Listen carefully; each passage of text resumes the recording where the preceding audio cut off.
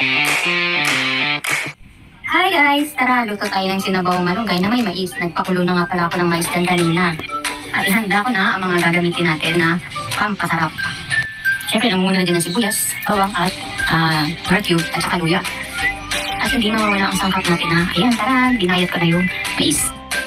Ready na rin yung malunggay. Nilagay ko na nga pala yung mais dyan. Halo-haloin lang ng konti. At hayaan natin kumulo. Lagyan ng asin base sa inyong panlasa at nilagyan ko din yan ng pamintang durog. Pag kumukulo na ganyan, lagay nyo na yung dahon ng malunggay.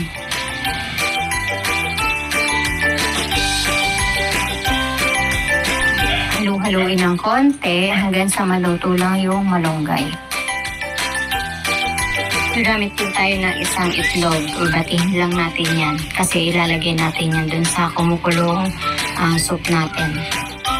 No need na rin yan lagyan ng asin. Habang kumukulo siya, yan, ilalagay nyo yan dyan para pagbagsak nyo dyan sa tubig, mabubuo-buo na agad yung itlog. Tapos, halo-haloin lang ng konti. Ayan.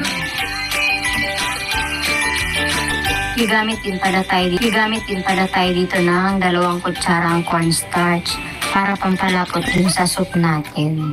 Para masarap. Ayan, haluin lang yan. Pag natunaw na, pwede nang ilagay dun sa soup natin. At halu-haluin lang yan ng konti. Tapos pakukuluan lang ng konti yan. Hanggang sa lumapot siya. Ready na ang dinner. Kainan na! Sarap-sarap. Thank you for watching. Sana nagustuhan nyo. Biyahin nyo na lang para matikan nyo kung gaano kasarap.